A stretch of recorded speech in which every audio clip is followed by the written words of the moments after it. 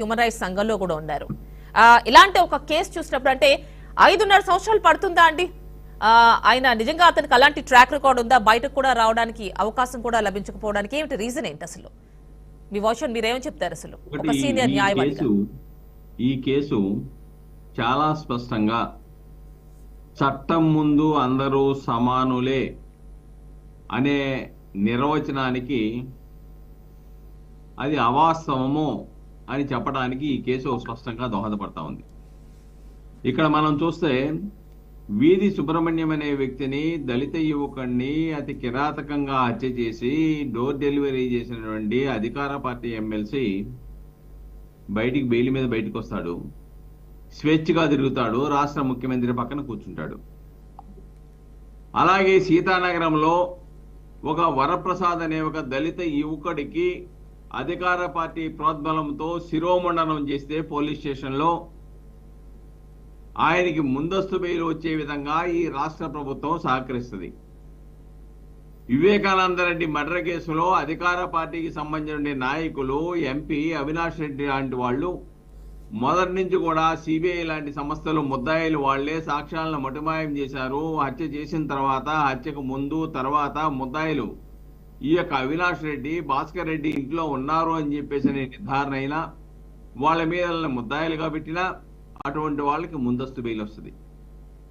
కానీ ఒక దళిత యువకుడు సరే అది అభిమానమో ప్రోద్బలమో ప్రోత్సాహమో వల్ల దళితులను ఉపయోగించుకొని చిన్న గాయానికి అది ఇండియన్ పీనల్ కోడ్ 324 కన్నా మించి పెట్టడానికి లేదు. అలాంటి దాన్ని హత్యా నేరం కింద దాన్ని నమోదు చేసి 5.5 సంవత్సరాల పాటు ఇక్కడ ఒకటే చెప్తూ ఉన్నాం. అంటే సుబ్బారావు గారు కేవలం నిందారోపణ చేయబడ్డ ఒక వ్యక్తిని ఇన్ని రోజులు బెయిల్ ఇవ్వకుండా ఉంచడం అనేది కరెక్టేనంటారా? అంటే ఒకటి మేడం గారు, గతంలో కూడా బెయిల్ అనేది ముద్దాయికి ఉన్నటువంటి రైట్. అదే కాకుండా అనేక పర్యాయాలు సుప్రీంకోర్టు చాలా స్పష్టంగా చెప్పింది, ఏదైనా నేరములో నేరానికి తగ్గ శిక్షలో సగభాగానికి కనుక వాళ్ళు పూర్తి చేసుకుంటే సెల్ఫ్ బాండ్ మీద రిలీజ్ చేయాలని. దీంట్లో ఎందుకు రిలీజ్ అవ్వలేదని మీరు అడగొచ్చు. దీంట్లో అధికార పార్టీకి సంబంధించి రాష్ట్రానికి ముఖ్యమంత్రిగా ఉన్నటువంటి రెండవ సాక్షిగా ఉన్నటువంటి జగన్మోహన్ రెడ్డి గారు దీంట్లో ఒక కుట్రకోణం ఉంది, రాజకీయ కుట్రకోణం ఉందని చెప్తే ఎన్ఐఏ నో, దీంట్లో రాజకీయ పరమైనటువంటి కుట్రకోణం లేదు అని నిర్ధారించిన తర్వాత అధికార పార్టీ అప్పుడు దీన్ని ఏ విధంగా ఉపయోగించుకుంది? రాజకీయానికి నా తండ్రిని చంపారు, నా తాతను చంపారు, నా తండ్రిని చంపారు, నా బాబాయిని చంపారు, చివరికి నన్ను చంపడానికి ప్రయత్నం చేస్తున్నారని చెప్పేసి సానుభూతి కోసం అనేక ప్రకటనలు చేశారు. ప్రజలు నమ్మారు. ఈ రోజున ప్రజలకు అర్థమైపోయింది. వివేకానంద రెడ్డి మర్డర్ కేసు కానీ, లేదంటే కోడికత్తి సీను కత్తి విషయంలో కానివ్వండి, ఇదంతా రాజకీయ ప్రేరేపితమైనది, రాజకీయంలోకి రావడానికే చేసినటువంటి ఒక కుట్ర అని చెప్పేసి నిర్ధారణ అయింది. ప్రజా కోర్టులో అయితే తీర్పు వచ్చేసింది. ఇతన్ని కోడికత్తి సీన్ని అన్యాయంగా పెట్టారు. ఈ రోజున న్యాయ వ్యవస్థ కూడా క్రియాశీలకంగా పనిచేయాలి. అంటే రాజ్యాంగపరమైన హక్కులు, ముద్దాయిలకు హక్కులు ఉంటాయి. అదే విధంగా అధికార బలం, అంగబలం, ధనబలం ఉన్న వాళ్ళు ఈ రోజున చట్టాన్ని తమ చుట్టంగా మార్చుకొని ఈ రోజున ప్రత్యర్థుల్ని ఇబ్బంది పెడుతూ ఉన్నారనే విషయాన్ని ఇక్కడ మనం స్పష్టంగా గమనించాలి. కాబట్టి న్యాయ వ్యవస్థ అలా క్రియాశీలకంగా పనిచేయకపోతే రాజ్యాంగ హక్కులు, బడుగు బలహీన వర్గాలు, దళితుల యొక్క రాజ్యాంగ హక్కులు అరించివైపోతాయి. రాజ్య హింసకి ప్రేరేపించబడుతుంది ప్రభుత్వం. తద్వారా ప్రజల యొక్క పౌర హక్కులు, మానవ హక్కులు ఉల్లంఘించబడతాయని చెప్పేసి కోడికత్తి సీనియర్ కేసే చాలా స్పష్టంగా మనకి చెప్తా ఉంది. ఏదేమైనప్పటికి కూడాను ఇప్పటికైనా జగన్మోహన్ రెడ్డి గారు ఎందుకు సాక్ష్యం చెప్పడానికి వెందుకంజ వేస్తా ఉన్నాడు? ఆయన వచ్చి చెప్పుకోవచ్చు కదా. ఎందుకు పిటిషన్ల మీద పిటిషన్లు వేసి తద్వారా కోడికత్తి సీను బయటికి రాకుండా వేశారు? కానీ జగన్మోహన్ రెడ్డి ఒక్కసారైనా కోర్టుకు వచ్చిన దాఖలాలు ఏమైనా ఉన్నాయా? ఓన్లీ పాపం కోడికత్తి శ్రీను మాత్రమే 5.5 సంవత్సరాలు మగ్గిపోయారు. జగన్మోహన్ రెడ్డి రెండో సాక్షిగా ఉన్నప్పుడు ఆయన సాక్షులందరూ కూడా కోర్టుకు వచ్చి సాక్ష్యం చెప్పవలసిన అవసరం ఉంది. వాళ్ళ సాక్ష్యంలో కనుక పట్టుతో ఉంటే వాడి సాక్ష్యంలో కనుక నిజాయితీ ఉంటే, సాక్ష్యం కనుక వాళ్ళ సాక్ష్యాల ద్వారా నేరారోపణ నిరూపించబడితే శిక్ష పడుద్ది. శిక్ష పడినా కానీ ఇంతకన్నా శిక్ష ఎక్కువ పడేది. ఆల్రెడీ 5.5 సంవత్సరాల పాటు ఆయన జైలు రిమాండ్ ఖైదీగా జైలు శిక్ష అనుభవించాడు. ఒకవేళ Already అది చిన్న ప్రూవ్ అయితే నిర్ధారణ ఎన్ని కానీ- సంవత్సరాలు పడే అవకాశం ఉందండి అసలు? ఒకటి మేడం గారు, ఇది 324 కన్నా ఎక్కువ పెట్టే అవకాశాలు లేవు. దీంట్లో కుట్రకోణం లేదు, ప్రీ ప్లాన్ లేదు, మోటివ్ లేదు, ఏమీ లేకుండా అదేదో వీళ్ళ ప్రోద్బలంతో జరిపించుకునే సంఘటనగా అది కనపడతా ఉంది. అంటే సుబ్బారావు గారు, ఈ 324 కోడి కత్తి IPC కేసు కింద ప్రూవ్ 3 అయ్యి సంవత్సరాలు ఉంటే, జైలు శిక్ష. సుబ్బారావు గారు ఒక్క నిమిషం అండి, ఈ కోడి కత్తి కేసు ప్రూవ్ అయ్యి ఉంటే ఈ శ్రీనుకి ఎన్ని సంవత్సరాలు శిక్ష పడిండే అవకాశం ఉండేది? ఒక్కసారి ఒకటి మేడం గారు, అది 324 కింద మాత్రమే నిరూపణ అవుద్ది. అయితే ఒకవేళ అయితే 324 ఐపీసీ కింద కనుక ఆయన పొరపాటున నిరూపణ అయితే, సాక్ష్యాలు పర్ఫెక్ట్ గా ఉండి 3 సంవత్సరాలకు మించి లేదు. అదేమిటి మరి ఈయన 5.5 5 సంవత్సరాలు సంవత్సరాలు బెయిల్ కి చేశాడు. కూడా ఇవ్వకుండా, అంటే శిక్ష కంటే ఎక్కువ రోజులు లోపల ఉన్నారు కదా. లోపల కాబట్టి సెటప్ చేసి వెంటనే రిలీజ్ చేసే పరిస్థితి. కాబట్టి ఇక్కడ నేను చెప్పేది ఏంటంటే, పేదరికం అనేది చట్టాన్ని పొందడానికి అడ్డు తగలకూడదు. పేదరికమే హక్కుల్ని, రాజ్యాంగ హక్కుల్ని, పౌర హక్కుల్ని కోల్పోయే ప్రమాదం ఉత్పన్నం కాకూడదు. న్యాయ వ్యవస్థ డబ్బున్నోడి చేతుల్లో కీలుబొమ్మగా మారకూడదు. డబ్బున్నోడికే చుట్టం అవుతుందనే అభిప్రాయం ప్రజల్లో కలగకూడదు. ప్రజాస్వామిక వ్యవస్థలో అందరికీ హక్కులు పరిరక్షించాలనే ఆలోచన క్రియేట్ చేయడానికి ఈ రోజున అన్ని వ్యవస్థలు నిర్వీర్యమైపోయినాయి. ఒక న్యాయ వ్యవస్థ మీదే కోస్తో కాస్త నమ్మకం ప్రజలకు ఉంది. ఆ న్యాయ వ్యవస్థ క్రియాశీలకంగా సామాజిక స్పృహతో హక్కుల, రాజ్యాంగ హక్కుల పరిరక్షణ కోసం పాటుపడకపోతే ఈ వ్యవస్థ, ప్రజాస్వామిక వ్యవస్థ కుప్పకూలిపోద్ది, ప్రజా తిరుగుబాటు వస్తుందనే విషయాన్ని మనం ఇక్కడ గమనించాలి మేడం గారు.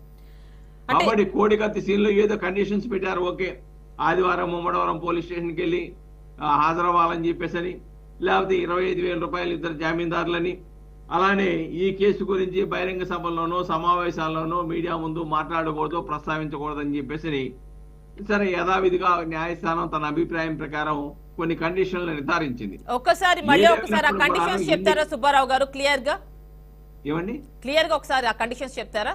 ఈ బెయిల్ కి సంబంధించి కండిషన్స్ ఏమిటంటే, ప్రతి ఆదివారం కూడా తూర్పు గోదావరి జిల్లా వాళ్ళ ఇంటికి దగ్గరలో ఉన్నటువంటి ముమ్మడవరం పోలీస్ స్టేషన్ కి హాజరవ్వాలి. హాజరై సంతకం పెడతారు మామూలుగా అంతే. అలానే 25,000 రూపాయలు విలువ చేసేటువంటి ఇద్దరు జామీందారుల్ని ప్రొడ్యూస్ చేయాలి, ఇద్దరు స్కూటీలు పెట్టాలని. అలానే ఈ కేసు గురించి బహిరంగంగా మాట్లాడకూడదు, ర్యాలీలు సభలతో ఆయన పాల్గొనకూడదు. ఇవి కండిషన్స్ పెట్టారు. ఎందుకంటే వాళ్ళు పీపీ గారు పాపం వాళ్ళ తరఫున ప్లేటర్ గారు అడిగి ఉండొచ్చు.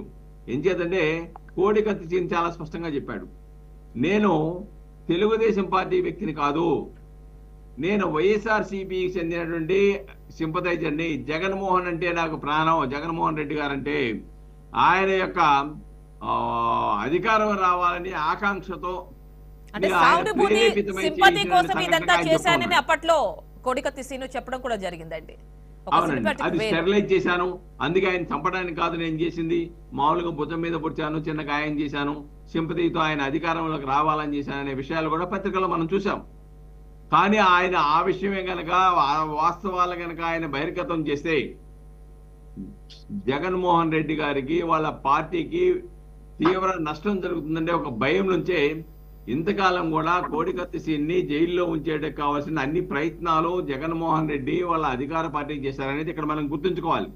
అంతేకాకుండా ఇటీవల కాలంలో మీడియాలో చాలా స్పష్టంగా వచ్చింది, బొత్స సత్యనారాయణ గారి మేనల్లుడు మజ్జి శ్రీనివాస్ అనే వ్యక్తి దీంట్లో ఒక పాత్రధారిగా ఉన్నారని చెప్పేసి వెలుగు చూసింది. కాబట్టి అధికార పార్టీ వాళ్లే ప్రోద్బలంతోనే సింపతి కోసం చేయించారు, దానికి ఒక దళితుని వాడుకున్నారు అనే ఒక అభిప్రాయం అయితే ప్రజల్లోకి వచ్చేసింది. కాబట్టి పేద, బడుగు, బలహీన వర్గాల వాళ్ళని వాళ్ళ రాజకీయ స్వార్థం కోసం ఉపయోగించుకొని సంవత్సరాల పాటు జైల్లో పెట్టించేసి రాజకీయ లబ్ధి పొందే ఒక దౌర్భాగ్య పరిస్థితి ఏర్పడింది ఈ దేశంలో, ఈ రాష్ట్రంలో అనేది స్పష్టంగా ప్రజలకు అర్థమైంది. సుబ్బారావు గారు వైసీపీ నుంచి శివారెడ్డి గారు ఉన్నారు, వారిని ఒకసారి అడుగుదాం. శివారెడ్డి గారు నమస్తే అండి. నమస్తే మేడం. శివారెడ్డి గారు, ఎట్టకేలకు కోడికత్తి సీనుకు బెయిల్ వచ్చింది, మీకు సంతోషమేనా కాదా? సంతోషం మేడం, సంతోషం కాకుండా ఎట్లా ఉండదు? ఇప్పుడు కోడికత్తి సీన్కి బెయిల్ రావడం అనేది మంచి విషయమే, అయితే దాంట్లో మరి సంతోషపడదాం. మీ పార్టీ అధినేతే కంప్లైంట్ ఇచ్చారు కదా ఆయనపై వ్యతిరేకంగా, మీకు ఎలా సంతోషం కలిగిస్తోంది? మేడం, చట్టానికి ఎవరు చుట్టాలు కాదు. ఇందాక సుబ్బారావు గారు చెప్పినట్టుగా న్యాయపరమైన విధాలు పేదవాడికి ధనవంతుడికి ఎలా జరుగుతున్నాయి అనేది ఇందాక సుబ్బారావు గారు చాలా సున్నితంగా చాలా తెలివిగా మాట్లాడారు. ఇవాళ ఒక సీన్కి ఇన్ని రోజులు జరిగితే అదే మా ముఖ్యమంత్రి గారిని ప్రతిపక్ష నాయకుడిగా ఉన్నప్పుడు 16 నెలలు పెడితే దాన్ని ఎవరు మెయింటైన్ చేశారు? రాజకీయాలు కులాలు అంటే మా ముఖ్యమంత్రి గారు ఒక ఎస్సీ కులమైన మామ అని పిలుస్తాను అని చెప్పాడు తప్పితే ఒక సీనుని ఇబ్బంది పెట్టాలి అనే ఆలోచన ఎప్పుడూ లేదు, ఎప్పుడు కూడా ఉండదు కూడా. ఎందుకంటే ఇవాళ చూడండి, ఎస్సీలని తీసుకుపోయి పార్లమెంట్లో కూర్చోబెడతా ఉన్నాడు, బీసీలను తీసుకుపోయి రాజ్యసభలో కూర్చోబెట్టాడు. ఎప్పుడు ఒక చిన్న కులాన్ని కూడా పార్లమెంట్లో కూర్చోబెట్టుకోవాలనే కొన్ని మనసున్న మనిషి జగన్మోహన్ రెడ్డి గారు తప్ప. మరి కోడికత్తి సీను విషయంలో మాత్రం ఎందుకు ఇలా జరిగిందండి? ఆయన మీ ఇప్పుడు ఒకటి మేడం, కోడికత్తి సీన్ను ఏం జరిగింది ఏంటి అనేది జగన్మోహన్ రెడ్డి గారిని అటాక్ చేశారు, ఒక కేసు కట్టారు, అది కోర్టుకి వెళ్ళింది. కోర్టు అంటే అది న్యాయస్థానం పరిధిలోకి వెళ్ళింది కానీ జగన్మోహన్ రెడ్డి గారు కాదుగా మేడం. జగన్మోహన్ రెడ్డి గారు దానికి ఏమన్నా జడ్జిమెంట్ ఇస్తాడా? అంటే కంప్లైంట్ ఇచ్చింది ఆయన కదండి. ఇప్పుడు కంప్లైంట్ అనేది అటాక్ కూడా జరగలేదా మేడం? అటాక్ జరిగింది, ఆయన చెప్పున్నాడు నేను టీడీపీయో మరే పార్టీయో కోసము చేయలేదు, ఇది వైసీపీ సింపథైజర్ నేను, జగన్మోహన్ రెడ్డి గవర్నమెంట్ లోకి వస్తే చూడాలనుకున్నాను, అందుకోసమే ఆయనకు సింపతి ఓట్లు పడాలనే ఇదంతా నేను చేశాను, అందుకోసమే షోల్డర్ లో పొడిచాను గానీ ఎక్కడ కానీ తీవ్రంగా గాయం చేయలేదని అతను స్టేట్మెంట్ ఇచ్చున్నారు. మేడం, ఇవాళ ఒడ్డెక్కినాక చెప్పే మాటలు చాలా ఉంటాయి. జగన్మోహన్ రెడ్డి గారి మీద అటాక్ చేస్తేనే జగన్మోహన్ రెడ్డి గారు కేసు పెట్టాడు. ఇవాళ కులాల మధ్య గొడవలు పెట్టాలని చెప్పి మాట్లాడడం అనేది కరెక్ట్ కాదు. ఇప్పుడు చింతమనేని ప్రభాకర్ గారు వనజాక్షిని లాగి ఈడ్చి కొడితే ఆ రోజు అడిగిపోయింది ఈ చట్టం. బాలకృష్ణ గారు బెల్లంకొండ సురేష్ ని గనిపెట్టి కాలిస్తే అక్కడ పోయింది ఈ చట్టం. అంటే ప్రతి దానికి ఒక రాజకీయ నాయకుడి మీద బురదేయడం అనేది కరెక్ట్ కాదు. అంటే ఈ రోజు మన టాపిక్ దాని గురించి కూడా డిస్కషన్ పెట్టుకుందామండి. కాకపోతే ఈ రోజు మన టాపిక్ ఏంటంటే కోడికత్తి సీనుకి బెయిల్ వచ్చింది. అంటే మేడం, సుబ్బారావు గారు చాలా విశ్లేషణంగా ఒక చట్టం అంతా జగన్మోహన్ రెడ్డి గారి చేతిలో ఉన్నట్టుగా న్యాయపరమైన విధి కూడా జగన్మోహన్ రెడ్డి గారే చేశాడని చెప్పడం అది కరెక్ట్ కాదు. ఎందుకంటే న్యాయం అనేది అది చట్టం, అది కోర్టు పరిధిలో ఉన్నది. అది జడ్జిమెంట్ ఎలా వచ్చింది ఏంటి అనేది కోర్టు, అక్కడ ఉన్న అడ్వకేట్ వాళ్ళు మాట్లాడతారు. జగన్మోహన్ రెడ్డి గారికి సంబంధం, జగన్మోహన్ రెడ్డి గారి మీద అటాక్ జరిగింది, జగన్మోహన్ రెడ్డి గారు ఒక కేసు పెట్టాడు, అది పెట్టి తప్ప ఒప్ప అనేది కోర్టు ఉన్న అడ్వకేట్. ఇందులో ఒక మానవత్వం అనే ఒక యాంగిల్ చూడాలండి. మీరు చూస్తుంటారు ఆ పెద్ద ఆవిడ కోడికత్తి శ్రీను తల్లి, ఆవిడ వృద్ధాప్యంలో 5.5 సంవత్సరాలు కొడుకు పక్కన లేకపోతే ఆవిడ పరిస్థితి ఏంటండి? మీరేమైనా ఆదుకునే ప్రయత్నం చేశారా వైసీపీ నుంచి? మేడం, ఒకటే, ఏ ఊరికైనా ఏ ఇంట్లో కూడా ఎవరికి ఇబ్బంది రాకూడదని కోరుకుంటాం. మా నాయకుడు 16 నెలలు జైల్లో ఉంటే మా అమ్మకి కష్టం కాదా, మాకు కష్టం కాదా? ఆ రోజు అసలు మా నాయకుడు ఏం చేశాడు, ఏం తప్పు చేశాడు అని చెప్పి ఆ న్యాయస్థానంలో బెయిల్ రాకుండా ఎలా అంటే ఆవిడ పరిస్థితి, అంటే జగన్మోహన్ రెడ్డి తల్లి పరిస్థితి, కోడికత్తి సీను తల్లి పరిస్థితి ఒకటి కాదు కదండి. ఫైనాన్షియల్ గా చాలా ఇబ్బందులు ఉన్నట్టుగా కూడా కనిపిస్తోంది. అంటే జగన్మోహన్ రెడ్డి అంటూ ఉంటారు కదా ప్రతి అవ్వకి అని కూడా, మరి ఈ అవ్వకి ఏం చేశారు? ప్రతి అవ్వకి, ప్రతి అన్నకి, ప్రతి అక్కకి, ప్రతి స్నేహితుడికి పని చేయాలి అని చెప్పి, పేదరికం ఉండకూడదని చెప్పి, అంబేద్కర్ గారు రాసిన రాజ్యాంగాన్ని ఇంప్లిమెంట్ చేయాలని చెప్పి, ప్రతి వ్యక్తి చదువుకోవాలని చెప్పి ఆయన దిశ చేస్తూ ఉన్నాడు మేడం. అంతేగాని ఒక సీనుని ఇబ్బంది పెట్టాలి